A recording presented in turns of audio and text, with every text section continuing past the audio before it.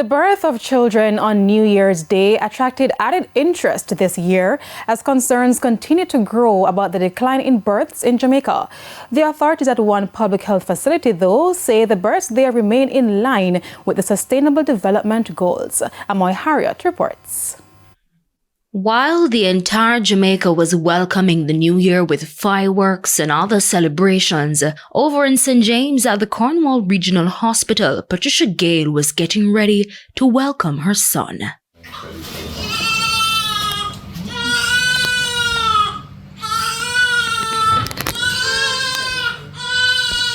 The first baby born in the parish for 2025. Now, this isn't Miss Gale's first time giving birth, but that didn't make the labor and delivery process any easier. Painful. It's just painful. I feel ask Father God to just help push him out.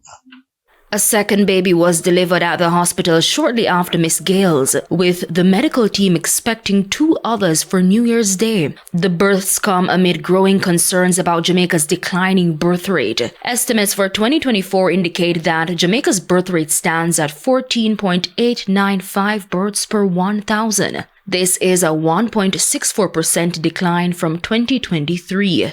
Now, the government, in trying to encourage pregnancy, is now seeking to introduce fertility options, some of which have been used extensively overseas. This was Health Minister Dr. Christopher Tufton recently.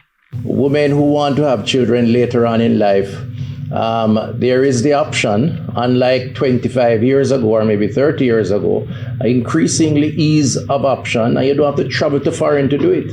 Because we're right here in Jamaica at the University Hospital of the West Indies have that capacity. You can store your sperm, you can store your egg. Well, if I say, I should say women and men, right? Once I get into the sperm and the egg designation. And later on reap and produce.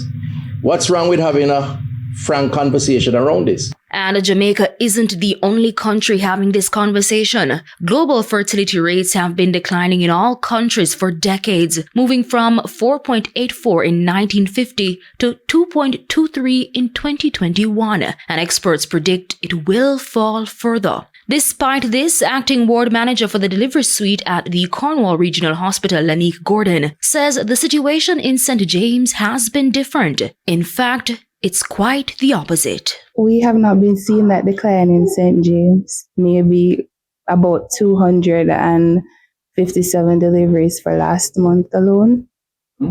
Yes, or 327 to be corrected. Yes.